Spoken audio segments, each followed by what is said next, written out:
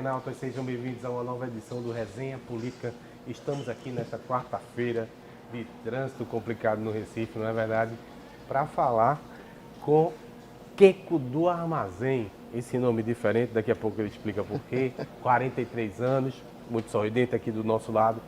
Vice-prefeito do Cabo de Santo Agostinho. Como vocês sabem, a gente faz uma rodada falando dos pré-candidatos aqui em toda a região metropolitana, focamos muito no Recife, ainda falta vir gente do Recife, e de acordo com a gente vai tratando.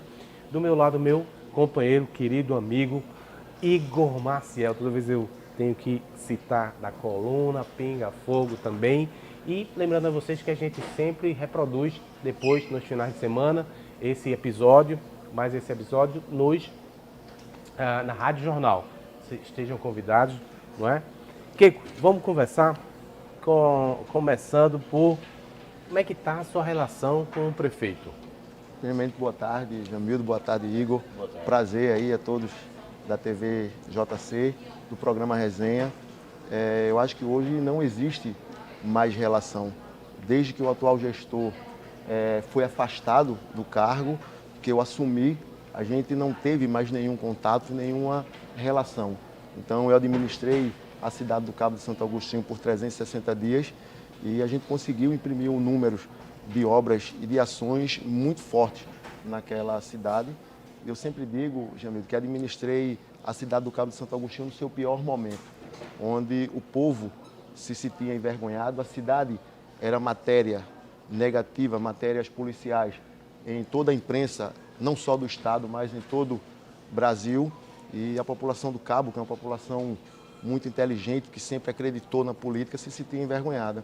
Os empresários olham com um olhar torto para o Cabo e a gente conseguiu aí resgatar essa credibilidade da população, resgatar a credibilidade na política, né? Porque a gente lá fizemos uma política voltada realmente para a comunidade, popularizando o nosso gabinete, conversando com os segmentos religiosos, conversando com as lideranças comunitárias. Então, realmente, a gente conseguiu imprimir um número de obras muito grande na cidade. O Cabo, que é a quarta cidade mais importante do estado de Pernambuco, e nos 360 dias a gente pôde ter diversas conquistas, né? O maior... Antes de passar a palavra para Igor, deixa só fazer um registro aqui, porque eu acho que é bem importante. A gente aqui não tem candidato, a gente não torce por ninguém, portanto a gente chama todas as forças políticas, né, que tenham representatividade. A gente chegou a convidar o prefeito Lula Cabral, o convite continua, não é, válido, mas infelizmente ele não topou vir, não deu resposta até agora. Portanto, nós seguimos com a nossa programação. Mas está aberto, tem agenda, é só marcar. Mas deixa eu, só continuando nesse assunto, Queco, muito boa tarde. Boa tarde, Jamildo. É claro que antes do atual prefeito Lula Cabral foi preso, foi afastado, foi preso. E antes disso acontecer, o senhor é vice-prefeito, o senhor ocupava um cargo de secretário, então estava tudo muito bem. Depois que aconteceu a prisão, depois que ele saiu, o senhor assumiu, ficou lá na prefeitura durante quanto tempo? 360 dias. Quase um ano. Isso. Quase completou um ano. O que foi que aconteceu? O que foi que o senhor fez que acabou essa amizade assim, desse jeito? Ele falou alguma coisa ou mandou algum recado? Disse, olha, estou com raiva de Queco porque Queco, não sei, deixou minha mesa desarrumada ou qualquer coisa. O que foi que aconteceu? Interessante, Igor, que, para ser bem sincero, eu nunca despachei no gabinete do prefeito. Nunca nem sentei na cadeira dele. Eu sempre atendi as pessoas na sala de reunião. Então, eu fiz da sala de reunião, Jamil, o meu gabinete. Não é? Eu sou uma pessoa muito de rua, muito de conversar com as pessoas. Eu acho que a gente consegue fazer boa política quando a gente entende a problemática da cidade, entende a problemática das pessoas. Eu acho que a grande raiva, a grande indignação do atual gestor é que a gente fez uma boa administração e saímos da gestão, deixamos a gestão com uma aprovação de quase 80%. O Cabo viveu, no seu pior momento, viveu um dos melhores momentos na administração pública. O senhor acha que é ciúme, então? Por causa do... Ciúme. Mas eu acho que para uma pessoa que já teve 3 mandatos de prefeito, né, do Cabo Santo Agostinho, realmente deve ter esse egocentrismo, né, de ter feito também muito pela cidade. assim, quando esteve, não é? E realmente as coisas iam caminhando tudo naturalmente. Eu estava vice-prefeito, acumulava secretaria de regionais e até então acontecer esse fato, onde ele teve que ser afastado, onde causou um choque, não é? Em toda a cidade, em toda a população. Então a gente assumiu naquele momento e realmente a população começou a entender e acreditar na política, né? Porque a partir daí a gente conseguiu realmente fazer com que a política, os serviços públicos chegassem até os cidadãos do Cabo de Santo Agostinho. Você entrou no Avante, não é isso? Isso, eu sou do PDT, né? A gente tem o Avante hoje na nossa base, a gente tem mais alguns outros partidos, né? Que vêm compor aí a nossa pré-campanha e a gente... Então não mudou de partido, vai continuar no PDT? Não, eu ainda estou no Tá PDT, estudando. mas a gente está vendo a possibilidade De realmente Avante. de ter um partido que garanta a nossa candidatura. É porque tem um risco de tomarem a legenda lá na última hora, né? Isso. Então a gente tem que ter... Política é cruel. Isso, a gente Mas tem que ter esse esse cuidado. preâmbulo era perguntar quais são as demandas do Cabo? Não é? Passou esse momento mais negro, né? Que foi a prisão lá do prefeito. Quais são as demandas? O que é que seria necessário resolver que não foi resolvido nesse tempo aí? Que você, como pré-candidato, visualiza? Olha, o Cabo de Santo Agostinho é uma cidade bastante interessante. Ela tem uma área rural muito grande, ela tem uma área de praia com potencial turístico muito grande e uma área industrial bastante favorável. Para se tratar do território estratégico, né, perto de Suape, perto do aeroporto, a 45 quilômetros aqui do centro da cidade, uma malha rodoviária bastante favorável. Então, existe, como toda cidade grande da região metropolitana, existem diversos problemas de infraestrutura. Então, a gente conseguiu fazer um estudo, a gente conseguiu resolver a curto prazo diversos problemas da infraestrutura, mas também deixamos muita coisa projetada, não é? A gente não esperava realmente que ele pudesse voltar, tendo em vista tudo o que aconteceu, não é? E a gente tinha um ritmo de obras, de planejamento para até o final, agora até o final de 2020, não é? Mas o Cabo, a gente tem que mudar, Igor e Jamildo, na verdade o Cabo é uma das cidades mais ricas de Pernambuco, mas com a população ainda muito pobre. 70% da população do Cabo ainda vive com um salário mínimo ou salário mínimo e meio. A gente precisa mudar essa realidade, a gente precisa voltar a resgatar o potencial turístico que o Cabo tem, investir mais na nossa área rural, que apesar de muito grande, com grandes produtores, só representa 0,44% da economia do nosso município. Então a gente tem um planejamento, né, para mostrar aí na nossa campanha, o nosso plano de governo, para que a gente possa mostrar que a gente fez nesses 360 dias muito e pode ainda fazer muito mais no mandato de 4 anos. Eu queria só que o senhor esclarecesse a questão do partido. Começou falando não, porque está no PDT, mas pode ser que não esteja. Qual é o problema com o PDT, se for de ficar no PDT? O PDT hoje, não é, se encontra na base do governo Lula Cabral, por sinal, o presidente é o irmão dele. Eu, por diversas vezes, já tentei. O presidente do PDT no município é irmão do atual prefeito. Aí, eventualmente, podia negar a legenda, né? Com certeza, não interessa que a gente tenha essa pré-candidatura lá no Cabo. Então, a gente está tendo muito cuidado na questão da escolha do partido, não é? Então, mas a gente tem visto aí realmente as portas se abrirem, porque o Cabo é uma cidade importante no município. Então tem um recall político muito grande para qualquer deputado estadual, para qualquer deputado federal. Aí as possibilidades, o senhor falou do Avante. A gente tem um Avante, não é? Hoje que tem nos ajudado muito. A gente tem o PROS, não é? A gente tem o próprio PDT, aí quem sabe possa estar conosco, ainda é uma possibilidade, não é? Porque a gente pretende aí ter entre 6 a 8 partidos compondo a nossa aliança. Mas para o PDT ser uma possibilidade, o senhor teria que estar no comando do partido? Eu teria que estar no comando do partido no Cabo, com certeza. E aí? Então, o senhor quer o comando do partido para poder... Quero o comando do partido. Isso é uma pergunta boa. Isso resolve com quem? Com Túlio Gadelha ou com Queiroz? Isso resolve com Lupe. Isso resolve direto com Lupe. Aí logo direto a Deus.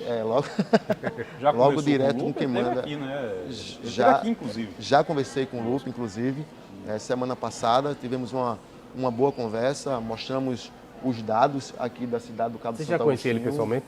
Já tinha tido uma breve conversa assim, mas essa de agora foi uma conversa mais longa. E ele assinou com a possibilidade? Assinou com a possibilidade, a gente mostrou os números aqui do Cabo Santo Agostinho, mostramos a aprovação que a gente saiu da gestão, ele ficou bastante animado. Tem candidato a dar com um pau lá, né? Tem muito candidato, porque parece que vislumbrou assim, não, o prefeito foi preso, ficou com a imagem negativa e agora todo mundo quer disputar. Lula Cabral está no terceiro mandato? Terceiro mandato. É o terceiro mandato. Então, de repente, acho que enfraqueceu aquilo ali, tem a possibilidade de outros e aí todo mundo está... Aí, a pergunta é, vocês fizeram um acordo, tem Elias Gomes também, né? Isso. Vocês fizeram um acordo, quem tiver melhor sai, é isso, porque aqui no Recife é uma briga danada, todo mundo quer sair, ninguém quer abrir para ninguém. Ninguém quer... Como é que é isso lá? É abrir para ninguém. Houve algumas conversas, com diversos nomes da oposição. Hoje o Cabo vislumbra aí de diversas pré-candidaturas a majoritária, prefeito do nosso município, tendo em vista também, depois da volta de Lula, depois da volta de Lula fez com que tivesse essa grande confusão. Eu sempre nas rádios, sempre quando eu era entrevistado, eu falava que, perguntavam se eu era candidato, eu dizia que a eleição a gente discutia em 20. É claro, eu estava no mandato, eu estava à frente da gestão e seria o candidato natural. Depois que Lula volta, existe essa grande fragilidade, não é? E aí abre espaço realmente para diversos outros candidatos. E a gente tem candidatos como Elias Gomes, já foi prefeito do Cabo, já foi prefeito de Jaboatão. Tem chance, Elias Gomes? Olha, a gente está na pré-campanha, né? Eu tenho andado muito, eu tenho visto a nossa pré-candidatura ter uma aceitação, uma aprovação muito grande, porque está tudo muito recente, não é? Tudo que eu fiz pelo município, não é? Está tudo muito recente na cabeça do eleitor ainda.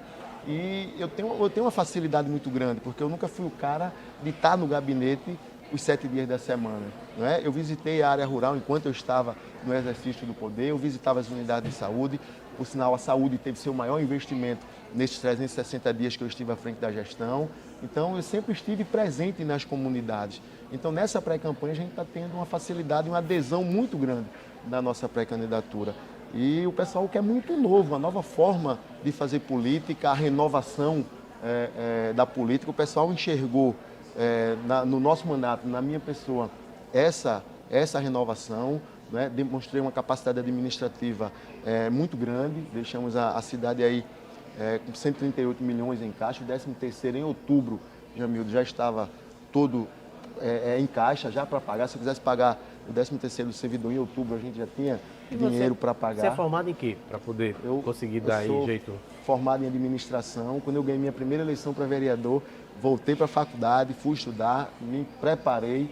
Né? Sou formado em administração, sou pós-graduado em controladoria em finanças. Me sinto muito preparado, administrei a cidade por 360 dias. Então, tenho colocado meu nome à disposição, a gente tem tido essa adesão. Eu não posso falar dos outros candidatos. Você é evangélico também? Eu sou católico, mas tenho uma junto admiração do público. muito grande pelas autoridades religiosas do meu município. Né? Sempre tratei as autoridades religiosas do meu município e de todos os lugares como realmente autoridades. São autoridades instituídas por Deus, então sempre respeitei muito. Lula Cabral se fala que tem uma força, ou tinha uma força muito grande com o público evangélico e também com a juventude, né? Se fala muito nisso. Isso sofreu algum abalo, o fato de ter sido preso, de ter... Olha, eu acredito que sim, não é? Eu acredito que sim. Não só no público evangélico, mas em toda a cidade. Não é? A juventude, principalmente. A juventude ela tem se atentado, ela tem participado mais dos movimentos, ela tem buscado, né? Com a internet aí, não é? As mídias sociais, as redes sociais, ela mostra muito o que aconteceu. Então a juventude tem participado de uma maneira mais ativa na política. Isso é muito importante. E não é importante para o futuro dos municípios, importante para o futuro do Brasil, quando a gente tem uma juventude, não é, aí preparada, escolhendo bem os candidatos. Eu acho que a política ela tem o poder de transformar e a gente depende muito de que esses jovens passem a ter, não é, a autonomia de realmente estudar os pré-candidatos, estudar as propostas, ver realmente quem merece ter o voto. Então, essa perca foi eminente por tudo que aconteceu, por nossa cidade ter passado aí dias de quase todos os dias na semana ter matéria policial envolvendo o nome do prefeito, envolvendo o nome da cidade. E quando eu estive à frente da gestão, a gente mudou essa realidade. O cabo aí teve diversas pautas, diversas ações, não é, sendo comemorada pela imprensa do Estado em diversas redes sociais também. Porque, queria aproveitar, você falou aí em reportagens, teve um lance bem curioso, divertido, depois que voltou Lula Cabral, que foi uma disputa que vocês tiveram com o Ganha o Mundo. Como é que foi isso aí? Você lembra? Umas fotos no aeroporto.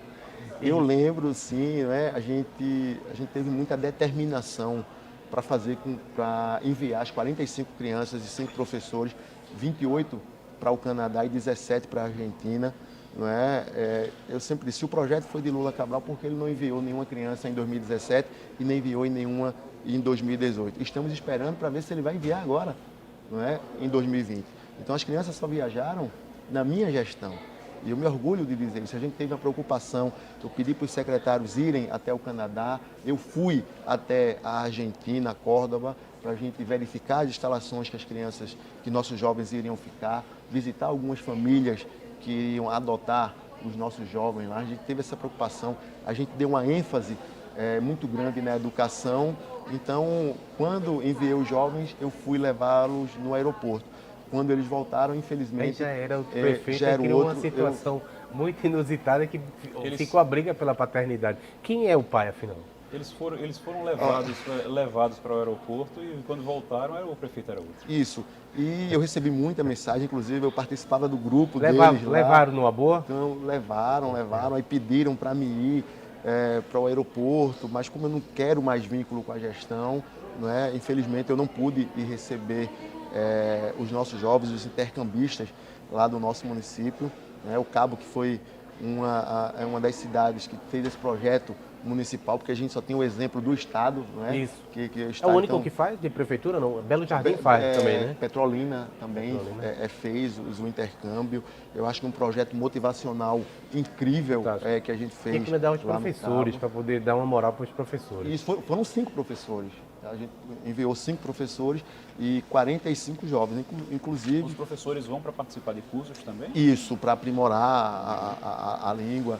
E a gente já colocou no orçamento a gente já tinha colocado no orçamento para 2020, a gente enviar 100 alunos, né? Para 2020. Está mantendo o orçamento? A proposta... Já deixou lá no orçamento? Já deixei, aí vai depender do atual gestor mas foi, que queira mas foi fazer. consignado no orçamento? Foi sim, para 100 jovens. Mas também depende de tirar do papel, né? Isso, aí é muito da vontade de fazer, não é? Então, teve... Aí eu falo também das casas lá e do governo do estado que foi entregue essa semana, né? Passou 5 anos, né? Teve 2 anos para entregar e a gente não entregou. Perdão. E a gente pode ir. Não, vá você. Não, porque eu queria saber como é que está essa relação, como é que é a relação com o governo do estado? Qual é a sua relação com o governo do estado? Olha, eu tinha uma relação muito boa com os secretários, né? O que eu já fui recebido por Paulo Câmara algumas vezes, pelo governador, mas sempre as discussões eram mais com o secretário. Inclusive, parabenizo, né, o Marcelo Bruto, um cara muito atencioso, que a gente passou aí dias, né, juntos, muito tempo, porque para entregar a primeira etapa das casas lá, a gente teve um compromisso logo quando assumimos. A gente chamou o pessoal do estado, pedimos para que fosse entregue uma parte das casas e com muito compromisso, fazendo um novo estudo de impacto social, porque esse estudo tinha feito há 6 anos atrás. Então a criança que estava na creche, hoje ela já poderia estar no ginásio, então foi feito um novo estudo de impacto social na saúde, na educação, na infraestrutura, na segurança, né, na mobilidade, e a gente montamos uma creche e uma escola em apenas uma semana para entregar as primeiras 1.096 casas. E já deixamos agendado as outras quase 1.600 para ser entreguem ainda no mês de novembro. E o que a gente viu foi a semana passada, não é, essas casas serem entregues, mas infelizmente sem a infraestrutura adequada. A gente visitou algumas casas lá que não tem energia elétrica, não tem água, não tem nem a fiação ainda. Então, na nossa gestão isso não aconteceu. A gente teve um cuidado muito grande. O que ficou, parabéns pela educação. Toda vez que a gente faz um gesto, ele vai e para responder. O que ficou dessa último evento aí foi se tinha vaia, se não há vaia. Vocês mandaram alguém vaiar o homem lá? Como é que foi isso? Olha, onde o prefeito tem ido... O evento era sobre habitação, não é isso? Isso, era a entrega das casas de Vila Claudete. E onde o prefeito tem ido, não é, existe uma determinação que todos os cargos comissionados também possam ir. E os eventos hoje da prefeitura, na verdade, as inaugurações e as ordens de serviço, as inaugurações das obras que a gente deixou e as ordens de serviços, né, do planejamento que deixamos na cidade. Participa hoje alguns cargos comissionados, né, e alguns vereadores, mas a população em si, ela ainda se sente envergonhada, ela não participa, não é? Do modo geral, do modo que era quando a gente estava administrando, que a gente ia inaugurar uma unidade de saúde, que começava a inauguração de 5 da tarde e eu saía só da unidade de 9 horas conversando com os populares, conversando com os moradores. Então a população tem deixado essa indignação, não é, com a atual gestão. Então não é nada que vocês... Teve vaias. Teve vaias, mas mas vocês também estavam teve... por trás insuflando? Não. Eu não colaboro. Os aliados do prefeito dizem que é tudo combinado. Não, eu não colaboro com isso, não colaboro de jeito nenhum. Inclusive, na inauguração da unidade Sacramento, no distrito de Pontezinha, deixamos toda pronta, não é? Só não deu tempo de inaugurar, que ele foi lá inaugurar. O pessoal realmente colocou faixas, não é? Teve pessoas que colocou carro de som, agradecendo a mim, teve gritos lá na hora de volta a Queico, mas em nenhum momento eu participo. Eu acho que não vai levar, eu acho que fica o legado do que a gente fez pela cidade, do que a gente fez pelas pessoas. O povo do Cabo é um povo inteligente, ele realmente sabe quem fez, não é? Então eu sou muito tranquilo quanto a isso. Eu acho que estou muito focado na minha pré-campanha e jamais vou pedir para alguém que vá para esses espaços fazer algum tipo de manifestação, seja a favor ou contra. Eu fico curioso quando tem um caso assim, infelizmente não é raro, de você ter o prefeito que briga com o vice-prefeito, ou o governador que briga com o vice. Isso acontece, principalmente em prefeitura. Eu fico curioso de saber como é que fica a rotina. Está indo trabalhar, vai trabalhar no gabinete? Por 3 meses fiquei sem gabinete, na verdade. Hoje, o que eu quero da prefeitura... Sem gabinete por quê? Tiraram porque eu não tinha gabinete, não é? Como não tinha vice, porque eu estava prefeito, não tinha vice, então eu não tinha gabinete para vice. E quando eu estava vice, eu era secretário, eu tinha uma secretaria. Então, quando ele voltou, eu fiquei sem gabinete durante 3 meses, fiquei 2 meses sem funcionário nenhum. Ele só veio nomear dos 7 cargos que eu tenho direito como vice-prefeito. Ele só nomeou 5 cargos até hoje, não é? Inclusive baixou um decreto aí para tirar o meu carro também, tirar o meu combustível, não tem problema nenhum quanto a isso. Não é? A gente agora, pode andar. Agora ele baixou o decreto, não é? Para tirar, dizendo que é economia, que vai economizar. O cara vai economizar, que cancelou um contrato da empresa de recepcionista no valor de 1.800.000 e vai licitar uma nova empresa no valor de 10 milhões. Então isso não é economia para o município, não é? Cancelou o contrato de manutenção de iluminação pública, que custava 10 milhões, e a gente, quando fez a licitação, conseguimos diminuir para 4,5 milhões.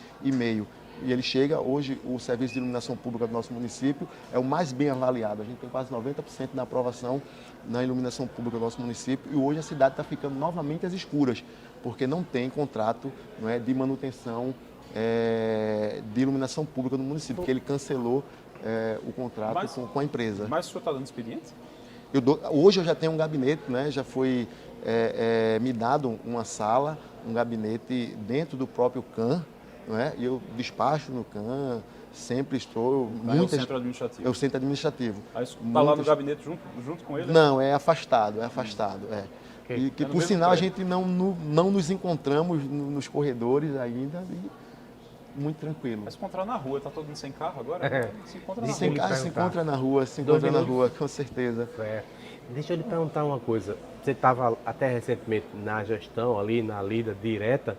Qual é a radiografia do município, em números gerais, e especialmente qual é a capacidade de investimento, como é que está, a quantidade de funcionário em relação à lei de responsabilidade fiscal estava desenquadrado, está enquadrado, está... Tava, inclusive, Então, em quando eu números gerais, saí, para a dizer, gente tem... o que é a gestão pública lá? Hoje o Cabo, uma cidade, a quarta cidade mais importante do estado de Pernambuco, tem uma arrecadação em 2018, aí, 2019, a quase 900 milhões, não é? Então, a gente deixou em 49%, não é, o índice de folha de pagamento, então eu deixei tudo sob controle. Ele ainda tem, aí se quiser contratar para esse ano, para 2020, ele ainda tem margem para contratar, tem margem para fazer obras no município, até porque quando eu saí, a gente deixou a cidade do Cabo de Santo Agostinho um verdadeiro canteiro de obras, muitas obras sendo feitas, e hoje o que a gente vê são diversas obras paralisadas no nosso município. A saúde, não é, que tanto a gente investiu nos 360 dias, hoje a gente vê realmente uma destruição nesses quase 5 meses da volta da atual gestão. Falta medicamento, as unidades de saúde, que por 360 dias nenhuma unidade de saúde do nosso município fechou o plantão, que a gente vê hoje é as nossas unidades de saúde fechando o plantão, faltando médico, faltando medicamento. Então a gente fica muito triste com tudo isso. Qual o grau de comprometimento? Da 30, 40, 50, da Folha com o pessoal? De comprometimento hoje da Folha, eu acho que dá em torno de quase 50%. Eu acho. É alto, né? É alto, assim, o índice alto. de Folha é Embora bastante você alto. diga que Mas há espaço para... Mas está bem perto do limite prudencial. isso. É 54, se não me engano, né? É 54. Aí, um orçamento por ano aqui. E a previsão para 2021 agora é de ultrapassar 1 bilhão. A arrecadação anual, 1 bilhão. 1 bilhão. Esse é o rodeio tudinho que eu também queria aproveitar e perguntar sobre a expectativa de um projeto que é apresentado para tomar um financiamento, que virou uma polêmica sem tamanho. Isso. Em Caruaru também teve polêmica e a oposição conseguiu impedir que a prefeita fizesse alguma coisa com esses recursos. Depois Aqui foi em liberado. Olinda... Lá foi liberado. Foi liberado, né? Obrigado, Foi liberado. Igor, pela atualização. Aqui em Olinda continua na mesma linha, porque o prefeito pediu autorização para pegar dinheiro da Caixa e fazer a tão polêmica Avenida da Morte, que é a Luther King, não, é o presidente Kennedy. Presidente Kennedy. Então, e lá, o que é que acontece que isso não pode sair? Não é para beneficiar a população? Ou vocês acham que, como ele queimou o filme lá atrás, não pode pegar esse recurso, vai Olha, eventualmente gastar mal? Boa pergunta. Em 2018, eu assumi dia 19 de outubro de 2018. E eu reuni os vereadores, né, e levei para a nossa área de praia lá, para a Enseada dos Corais, mostrei onde o projeto poderia ser investido. E naquele momento, né, os vereadores disseram que não era viável aprovar os 90 milhões, porque daria conotação de que esses 90 milhões seria para cobrir o rombo de 92 milhões causado na Previdência do nosso município. Pois bem, eu disse, sem problema, vocês não querem, eu não vou comprar briga com a Câmara de Vereadores. E aí a gente conseguiu, esse projeto que já tinha sido encaminhado, né, para a Câmara, e a gente conseguiu destrinchar para o resto da cidade, para não ser feito obras só na nossa área de praia, para que fosse feita obras no centro do Cabo, em Ponte dos Carvalhos e em Pontezinha. E quando o atual gestor volta, com 10 dias ele já encaminha o projeto para a Câmara para que fosse aprovado. Não é? Então, assim, não era a questão do valor para ser empregado em obras, era a questão da credibilidade do gestor em pegar mais 90 milhões. Então, foi isso que pesou lá em nossa cidade. Não é? O prefeito, o ex-prefeito Vado da Farmácia, quando assumiu a gestão, não é, disse que o antigo gestor tinha deixado um rombo de 97 milhões. 92 milhões e meio, não é, foram desviados da Previdência de nossa cidade. E agora mais 90 milhões, não é, para o gestor que causou tudo isso. Então, não era o recurso em si para fazer as obras, mas sim a credibilidade e a confiança que os vereadores não tiveram, né, na atual gestão. E Igor perguntou se existe briga, não é? Eu acho a gente não precisa brigar para estar separado. Eu apenas não colaboro com o que o atual gestor fez e depois que voltou, as atitudes dele, não é, de demitir 650 pais de famílias, de perseguir, de humilhar as pessoas. Então eu não colaboro com isso. Então eu não colaboro, não quero participar, porque eu acredito que o prefeito deveria, não, Jamildo, a cidade estava indo muito bem, obrigado. O que ele precisava fazer na volta era falar sobre esses 92 milhões e meio do Cabo Prévio, entendeu? Eu nunca falei sobre essa questão enquanto estive à frente da gestão, porque isso é um processo que corre em segredo de justiça, não é? Então a gente só pode se posicionar quando a justiça também se posicionar. Agora, ele foi o causador disso tudo, então ele é que deve explicações à sociedade. Então, quando ele parar e explicar à sociedade sobre isso, a gente pode falar na infraestrutura da cidade. Vai encerrar? Encerrar? Bora. Deu a hora. Deixa eu fazer aqui então, mas conversamos aqui com o Queco do Armazém, vice-prefeito do Cabo, um dos pré-candidatos lá na disputa desse ano, Igor Maciel, meu querido companheiro aqui do Resenha Política e também da coluna Pinga Fogo. Seja bem-vindo, volte mais vezes e boa sorte lá, viu? Não vão brigar muito não. Não brigo, eu estou muito focado na pré-campanha, eu estou muito focado em conversar com a sociedade, agradeço. Alguma coisa que a gente não disse que era importante, que a gente falha também quando pergunta. Alguma coisa importante? Não, é dizer realmente, né, que o Cabo viveu o seu melhor momento de diversos investimentos na área de saúde, na área da educação, na infraestrutura. Conseguimos resgatar um pouco do potencial turístico que a cidade tem, a cultura de nossa cidade começou a andar. Então, assim, foi realmente um ano de 360 dias de muitas conquistas que o povo do Cabo teve. Okay. Eu aproveito e agradeço a você, Igor, agradeço a você, Jamildo, a todos da TV JC, obrigado do programa Obrigado pela visita. Então a gente retoma na sexta-feira com mais um convidado especial aqui.